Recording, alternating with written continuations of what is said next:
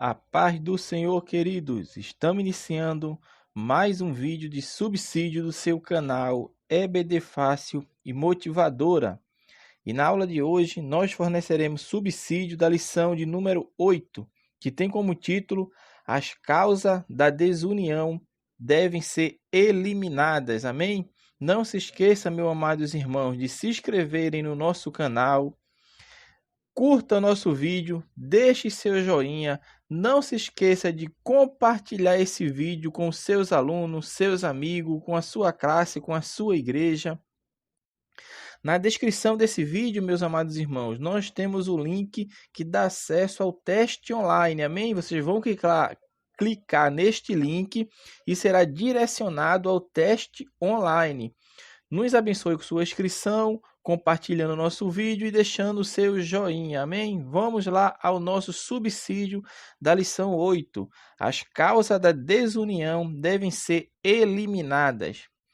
Texto áureo encontra-se no livro de Salmos, Salmo de número 133, verso 1, que fala assim, texto áureo: Ó, quão bom e quão suave é que os irmãos vivam em união. Verdade prática. A união é uma força indispensável para a igreja. É um testemunho diante do mundo e um estímulo para o crescimento da obra de Deus. A leitura bíblica em classe, meus irmãos, encontra-se no livro de Neemias, capítulo 5, os versículos 1 e os versículos 6 ao versículo de número 12. Amém? Então, vamos fornecer subsídio para os irmãos da lição número 8. As causas da desunião devem ser evitadas. O primeiro tópico da lição assim nos fala: a união caracterizava os judeus libertos do cativeiro. Neste primeiro tópico da nossa lição, o autor da lição bíblica, ele vai falar no primeiro subtópico, vai falar um pouco sobre o que aconteceu ali, a causa da união entre os judeus, mas no subtópico 2 e no subtópico 3, ele traz uma aplicação para a Igreja de Cristo, ou seja, para os nossos dias. Então, neste primeiro subtópico, qual era a base dessa união? Nós estudamos em lições passadas, meus irmãos, e vimos que quando os judeus foram libertados pelo rei Ciro para regressar a Jerusalém, aquele grupo que regressa com Zorobabel tinha que ser de linhagem unicamente judaica, não poderia ser mistos, não poderia ser misturas. Então, deveria ser um judeu nato, de pai judeu e de mãe judia. E assim foi feito. Por quê? Porque eles procuraram na linhagem genealógica e encontraram e viram quem de fato era judeu puro, judeu de filhos de pai judeu e de mãe judia, e assim fizeram. Então, este povo era um povo que estava unido, porque eles tinham os laços, tanto os culturais, tanto os laços espirituais, quanto os laços sacerdotal, religioso, cívico, de um único povo.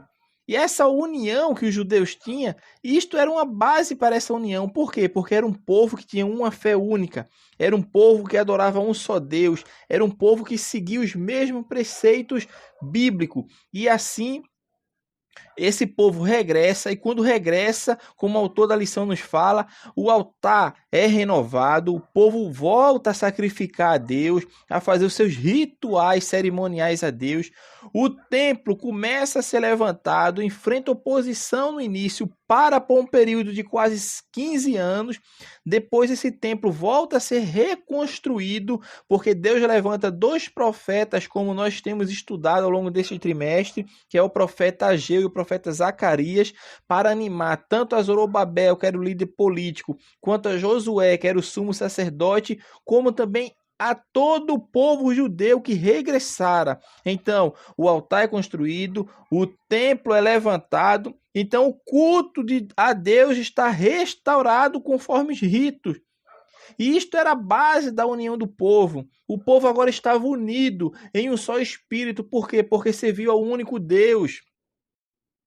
Então, todos que regressaram e aqueles que decidiram por ficar em Babilônia sabiam que Deus fez um despertamento no povo e nos seus líderes para que o povo vivesse em união. E foi o que aconteceu. Todos vinham cooperando. Todos vinham fazendo a obra, levantando o templo, e assim foi feito. Mais na frente, nós iremos entrar nessa parte que vem falar aqui dessa possível causa de desunião entre os judeus, porque vamos seguir o roteiro da lição bíblica. Este é o primeiro subtópico. Já no segundo subtópico, desse tópico primeiro, que vai falar da união entre os judeus, simboliza a união que deve haver na igreja de Deus. Por quê? Porque na igreja de Cristo, esta união ela se torna a partir do momento que o homem nasce de novo.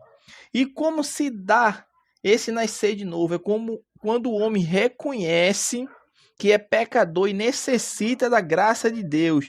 E ele reconhecendo isso agora, ele se torna um com o corpo de Cristo, porque nós formamos o corpo e Cristo é a cabeça. Então, todos na igreja são aproximados um do outro, porque como fala no livro em Efésios, a palavra de Deus nos fala que Cristo derrubou a barreira que existia entre os judeus e gentios. Essa barreira já não existe mais, todos agora são um, assim como ele é um com o Pai. Nós somos um também em Cristo, e foi isso que aconteceu. A barreira de separação foi derrubada, e hoje nós formamos um único corpo, que é a Igreja de Cristo.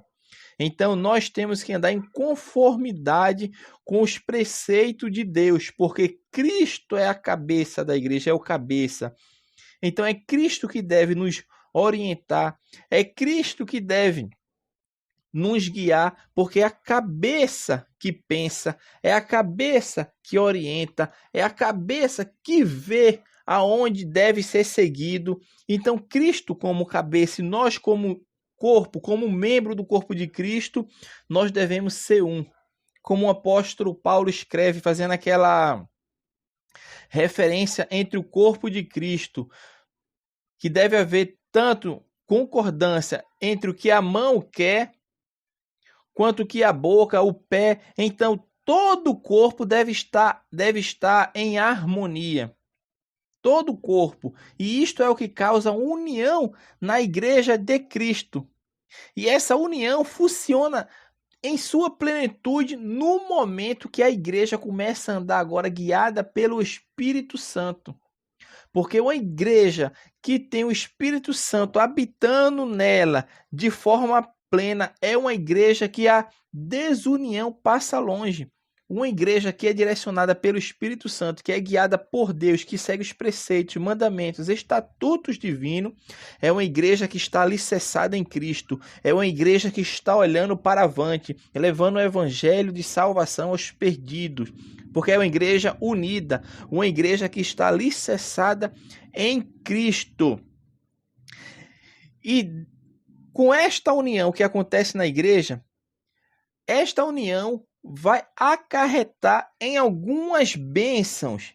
E essas bênçãos são bênçãos espirituais que nos vêm a ser ortogadas, porque nós, como corpo de Cristo, recebemos essas bênçãos através da união que deve haver no corpo de Cristo. Então, os crentes sentem apoio espiritual para a sua vida. Um crente que está alicerçado na fé, ele pode ser até alvo de crítica, meu irmão. Ele pode até viver isolado. Ele fica triste, às vezes, no seu mundo secular. No mundo secular que eu falo, é na sua vida diária, na sua vida cotidiana, porque nós estamos nesse mundo, como peregrino, mas nós estamos no mundo. Nós não estamos fora do mundo, nós estamos no mundo e passamos por essas intempéries na nossa vida. Mas sabendo que um dia a nossa peregrinação aqui nesta terra irá acabar. E iremos reinar com Cristo. Porque nós somos herdeiros de Deus co-herdeiro com Cristo. Então nós estaremos um dia reinando com Cristo. Então, enquanto isto não chega, nós passamos por esses momentos que às vezes até nos causa desestabilização, mas no momento em que eu me reúno com os membros do corpo de Cristo, que é a igreja, eu me sinto fortalecido espiritualmente. Eu sinto um ambiente fraternal. Quando está o membro de Cristo, os membros reunidos. E é isso que acontece quando o crente está na igreja. Ele se sente o quê? Acolhido, abraçado. E é isso que deve acontecer em todo o ambiente cristão, porque ó quão bom, como fala o texto áureo, ó quão bom e quão suave é que os irmãos vivam em união. Então nós devemos ter esse apoio espiritual, e nós teremos aonde?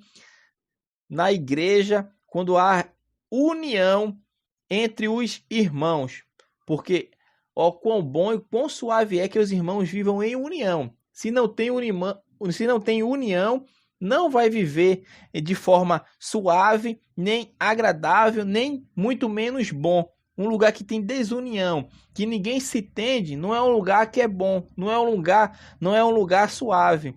Mas que venhamos a ser cristãos que vivamos em união, porque isto é bom e agradável a Deus. Na igreja também, nós aprendemos a dividir a carga uns com os outros, porque cada um tem uma capacidade de chegar até lugar. Tem pessoas que não conseguem levar a carga deles só, já tem outras que conseguem. Então, aquelas que não conseguem, recebem o auxílio dos seus irmãos, porque a união faz a força. A união faz a força. E isto que deve acontecer na igreja de Deus. Aquele irmão que não consegue levar a sua carga só, ele necessita de ajuda. E nós temos que ser essa ajuda, porque nós, como cristãos, salvos em Cristo, um corpo unido, um corpo único, vivemos em unidade para ajudar uns aos outros. E se assim fizermos, ajudando um ao outro, chegaremos ao rumo, ao destino, que é a nossa salvação em Cristo Jesus. Então, que possamos, meus irmãos, andar em união, ajudando os outros a levarem a sua carga. Se você consegue levar a sua carga sozinho, graças a Deus por isso. Se você consegue carregar a sua só e consegue ajudar ainda a carregar um pouquinho do seu irmão, graças a Deus por isso. Mas vá ajudando, vá compartilhando, vá fazendo conforme a vontade de Deus na sua vida, porque nesta nossa força nós iremos caminhar e chegaremos juntos ao céu. Então essa união nos faz mais forte, é como eu tenho falado agora. Tudo que fazemos junto acontece de forma mais rápida. Assim aconteceu com os judeus. Quando eles se uniram para fazer em um só propósito, erguer aquele muro da cidade, foi de forma extraordinária, que os outros olharam e ficaram perplexos, que como pode um povo construir essa tão grande obra em tão poucos dias? Porque em 52 dias eles conseguiram construir e levantar os muros de Jerusalém, como a gente estudou em lições passadas.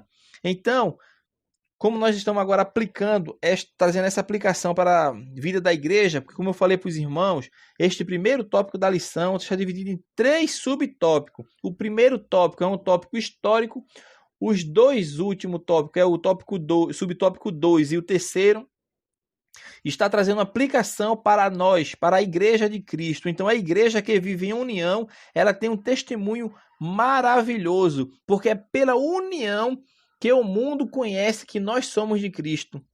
E é assim que Cristo nos fala, porque o mundo irá nos conhecer se amarmos uns aos outros.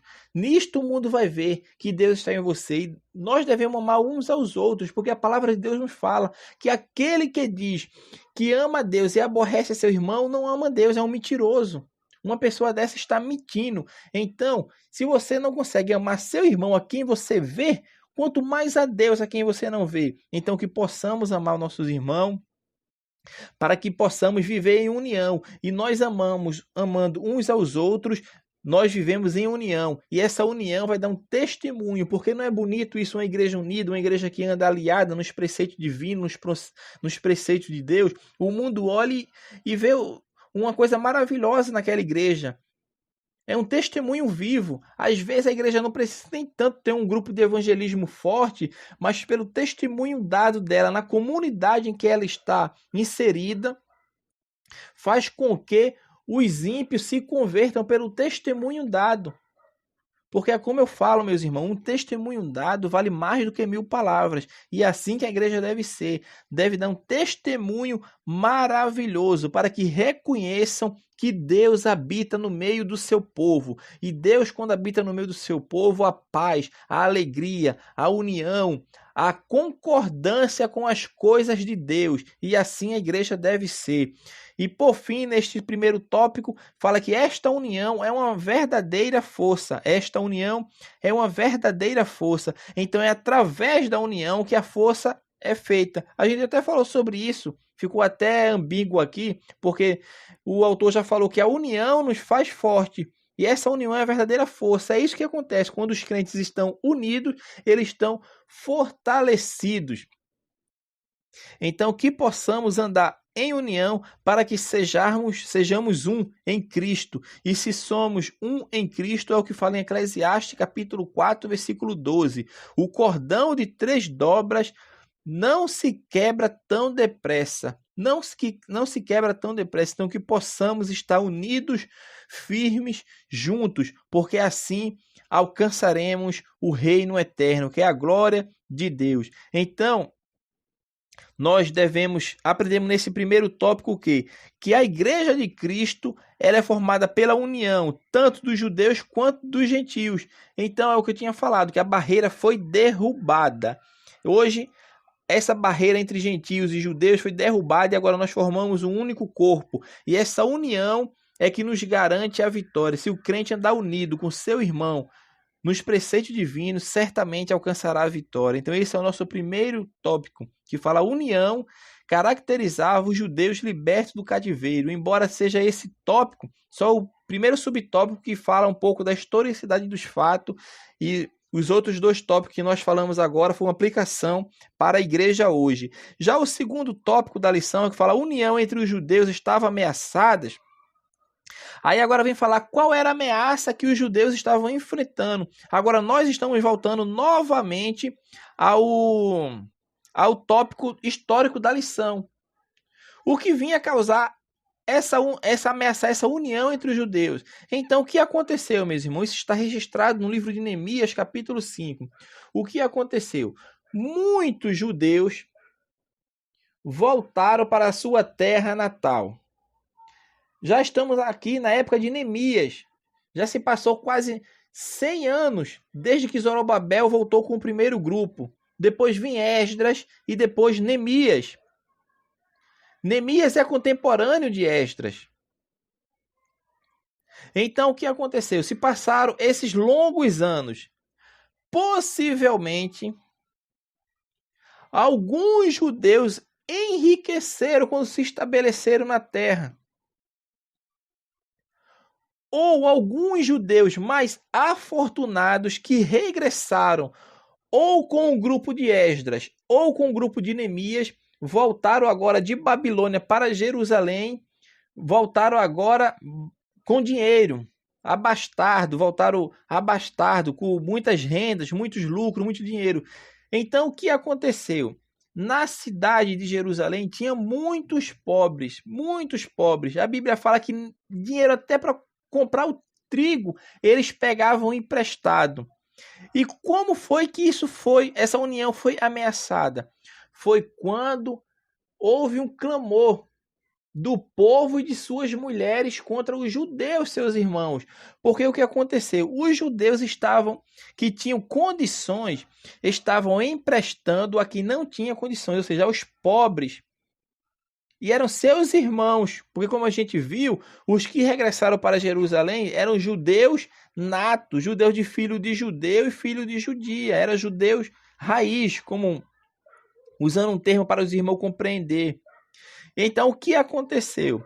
Esses homens começaram a emprestar para os mais pobres, emprestaram dinheiro a juros, penhorando suas terras, suas casas, e teve famílias que até os filhos e filhas foram pegas como pagamento para serem servas barra escravas, porque eram escravos, era para servir. E o povo, com as suas mulheres ali, se levantou, porque estava insuportável esta condição. Eles eram pobres, eram necessitados, não tinham condições de pagar as suas dívidas, muito menos dívidas agora com juros, e juros ainda demais, porque estava sendo juros com usura. E essa situação foi levada a Neemias. E Neemias vem a solucionar esse problema, que é o que nós vamos ver no tópico 3. Mas nesse tópico aqui a gente tem que entender que esse mais pobre, eles não conseguiam nem pagar nem os tributos do rei, nem ter condições para se alimentar. E era o povo que estava trabalhando na obra, na construção do muro. E isso vai causar uma desunião, porque agora deu a investida agora do inimigo foi numa causa interna, se os irmãos perceber. Aqui não tem samaritano, nem povos ao redor querendo combater e querendo atrapalhar não, a obra não. Mas agora levantou-se internamente, meu irmão. E aí é que mora o perigo. Porque muitas vezes a igreja de Cristo, principalmente aqui no Ocidente, ela não enfrenta uma perseguição como ela sofre lá no Oriente. Exemplo disso é nos países comunistas, como são perseguidos os cristãos. Nos países predominantemente muçulmanos, como são perseguidos os cristãos. Então são ataques externos.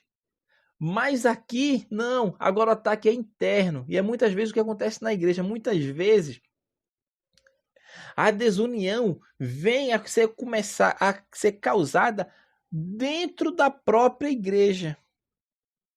E isto é um perigo, porque isso vem sorrateiramente. Então o povo se levantou e levou a causa para Neemias, porque o povo sabia o líder que estava à sua frente, o líder que agiria de forma justa, e levou a causa a Neemias. Aí o autor fala: como se explica esta grande injustiça?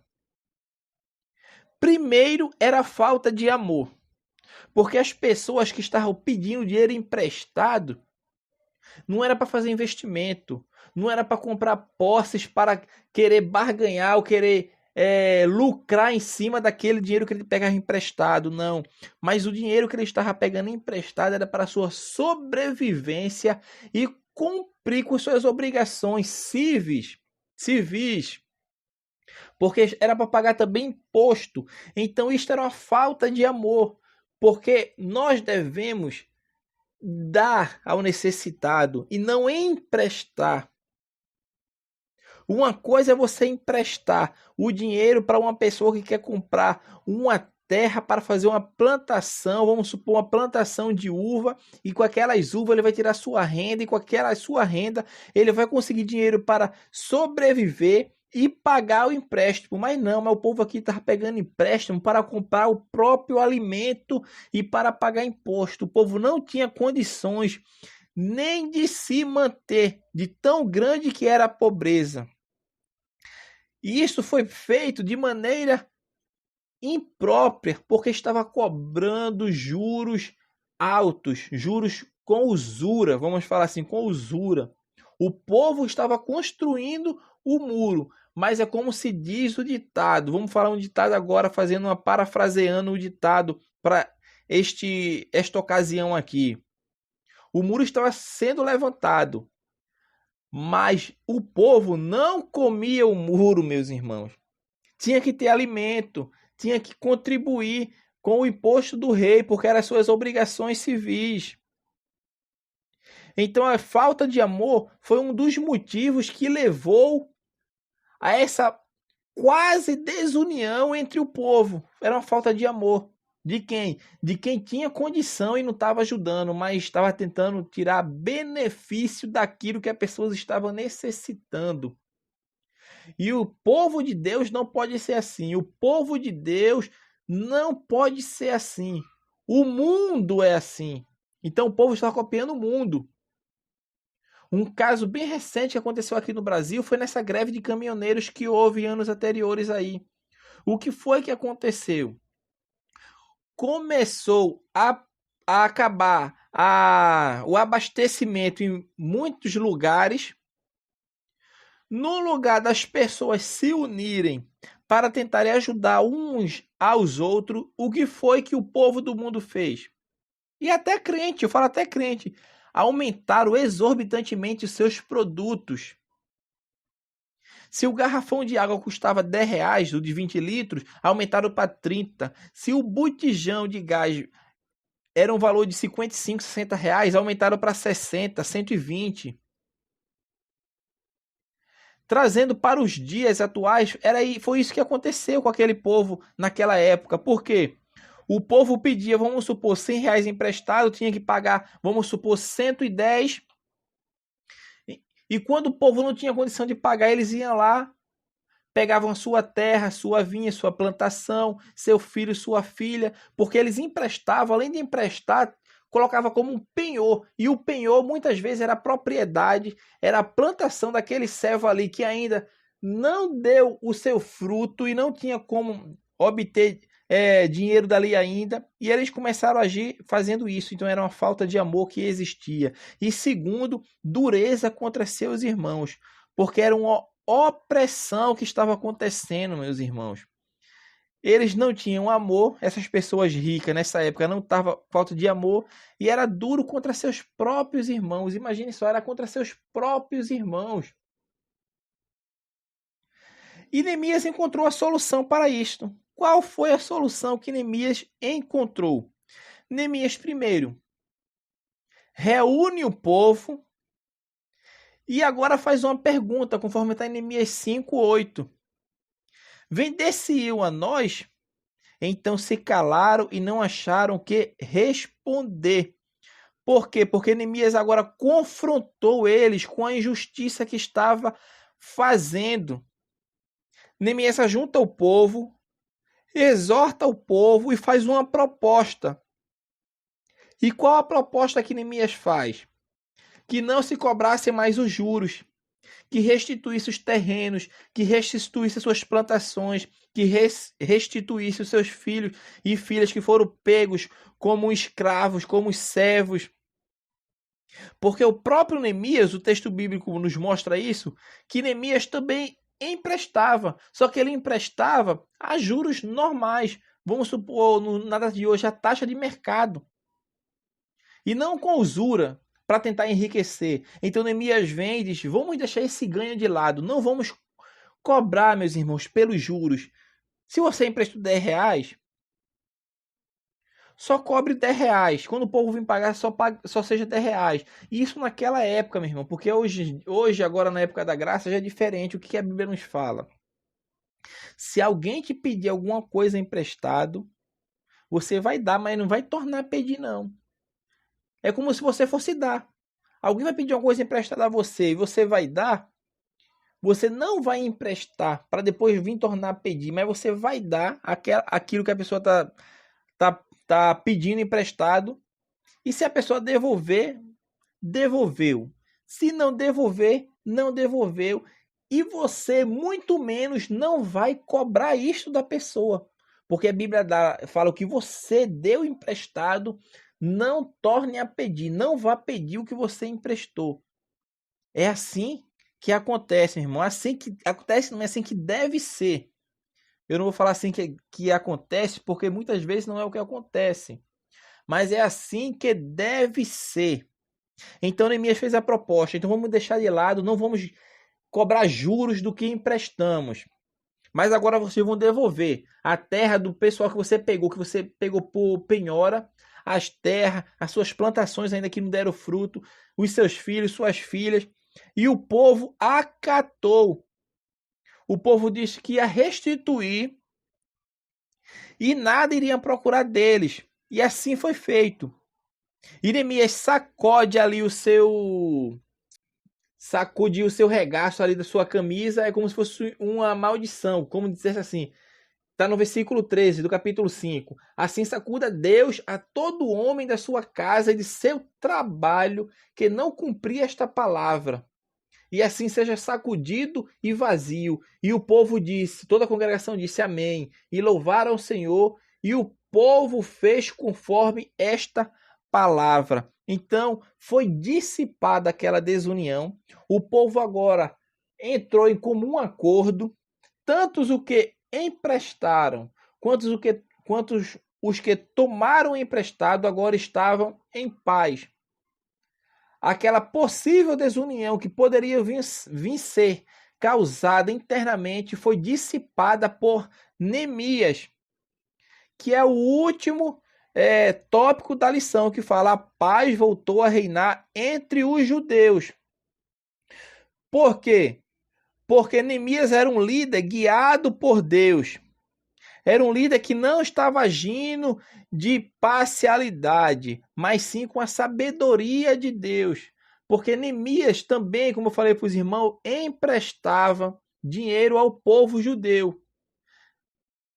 Se a gente for usar o raciocínio humano, o raciocínio natural, poderia pensar que Neemias poderia tomar partido pelas pessoas abastardas que estavam emprestando, porque ele também estava obtendo lucro, querendo ou não, porque ele estava cobrando juros. Não juros com usura, mas estava cobrando juros. Mas Neemias agiu de forma imparcial. Ele pendeu para o lado necessitado. Porque a Bíblia fala que Deus ouve o clamor do necessitado, meus irmãos. E o povo necessitado recorreu ao líder que estava à frente do povo, que era Neemias. E este líder era um líder que era guiado por Deus. E ele deu ouvido ao clamor do povo, porque o povo estava clamando, estava pedindo, estava necessitando, assim como Deus dá ouvido a todo aquele que a ele clama, que a ele que pede socorro, assim devem ser os líderes. Porque os líderes estão ali para guiar o povo no caminho certo, fazendo a coisa certa. E assim Neemias fez. Neemias é um exemplo de líder na direção da obra do Senhor, uma pessoa que agiu de imparcialidade, não agiu querendo beneficiar um ao outro, mas levou o povo a um comum acordo em que a união voltasse a ter harmonia, e a harmonia voltou a acontecer entre o povo judeu, porque a paz volta agora e o povo agora fica feliz com a solução dada por Neemias, através da sabedoria que Deus dá aos seus líderes na face da terra, aos líderes, no caso, que Deus levanta para a igreja. Porque Deus não dá à igreja, a pastores, a evangelistas, a líderes. Deus não dá. Deus dá homens à igreja, como Deus deu Neemias para a obra aqui, para o povo. Então Neemias era um servo. E a Bíblia nos fala que quem quer ser maior no reino de Deus, que seja o menor. Porque quem não serve para servir, não serve para o reino de Deus. O reino de Deus, todos são servos. Todos. Deus olha para a sua igreja, ele vê todos como servos. Então, assim que possamos ser servos. Como eu falo para os irmãos, quem não serve para ser servo, não serve para o reino de Deus. Então, meus irmãos, problemas relacionais devem ser tratados carinhosamente, como o autor da lição nos fala. Por quê? Porque a desunião representa uma obra da carne. Claro que é uma obra da carne. Então, a desunião é uma obra da carne. É uma coisa que faz o distanciamento de Deus. Isto aconteceu na igreja de Corinto, que o povo estava se desunindo, seguindo algumas líderes religiosos, tipo, uns era do grupo de Paulo, outro do grupo de Apolo, outro do grupo de Pedro e outro do grupo de Cristo. Existiam grupos A igreja estava em desunião, não estava homogênea, unida. Isto é um perigo, meus irmãos. Os crentes, quando fazem os seus grupinhos em igrejas, os seus grupinhos fechados, isto é um perigo. E o grupo mais perigoso é aquele que diz que é de Cristo, porque aquele grupo que dizia que era de Cristo é o grupo que não aceita estar sob a liderança de ninguém. E este era o pior grupo, porque o grupo que dizia que era de Paulo, ele estava sob a liderança, querendo ou não, de alguém. Seguia os preceitos de Paulo, que Paulo falava. O grupo de Apolo também era um homem. Mas o grupo de Cristo, eles estavam rejeitando qualquer tipo de liderança estabelecida por Deus na terra. E isto muitas vezes está acontecendo nas igrejas hoje. Por isso, hoje em dia, existe muito desigrejado. Por quê? Porque são pessoas que dizem do grupo de Cristo, são aquelas pessoas extremistas, que não seguem liderança de ninguém, mas seguem o seu próprio bel prazer. É como se voltasse à época dos juízes. E não tinha juízes sobre eles, e o povo fazia o que achava bem aos seus olhos. E é assim que muitos se encontram hoje, fora de uma liderança na sua vida. Não tem um pastor. E Deus estabeleceu, Cristo estabeleceu.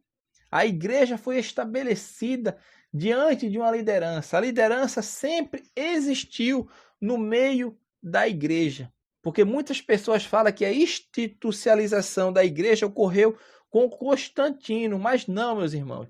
A institucionalização da igreja ocorreu desde o princípio. Já em Atos dos Apóstolos, nós já percebemos que a igreja existia lideranças locais. Existiam os dons e ministérios que eram exercidos interinamente, ou seja, por pessoas que iam de cidade em cidade estabelecendo igrejas, que isso era incumbia os apóstolos, mas existiam os presbíteros e os diáconos locais, que foram instituídos pelos apóstolos.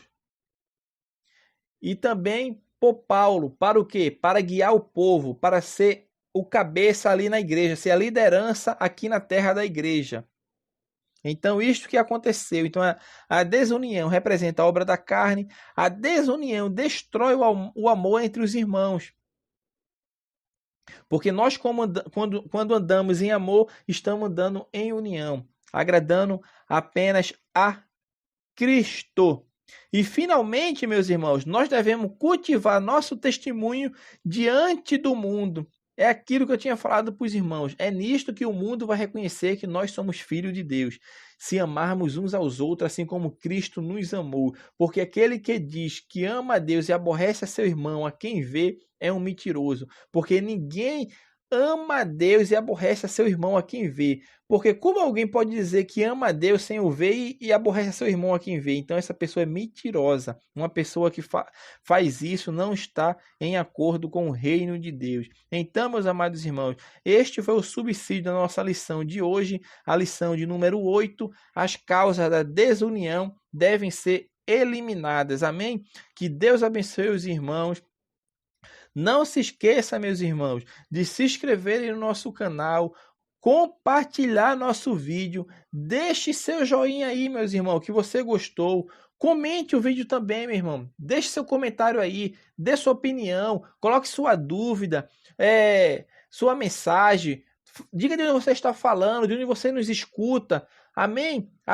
Deus abençoe a você e você também nos abençoe com seu joinha aí, com seu compartilhamento. Não se esqueça também, meus irmãos, de fazer o teste online, meus irmãos. O teste online é uma bênção. Tem o link aí para fazer o teste online e tem o link também para fazer o download em PDF do teste online. Aqueles irmãos que quiserem imprimir o teste online, clique no link que tem aí download para PDF e você vai baixar o questionário. Faça isso, leve para sua sala de aula, estimule seus alunos a ler a lição, porque esse teste online é tirado unicamente da lição do aluno. Amém? Então, que Deus abençoe os irmãos. Continue nos acompanhando, meus irmãos. Compartilhe nossos vídeos. Deus abençoe a todos. Em nome de Jesus e até a próxima aula. Deus abençoe a todos. Amém.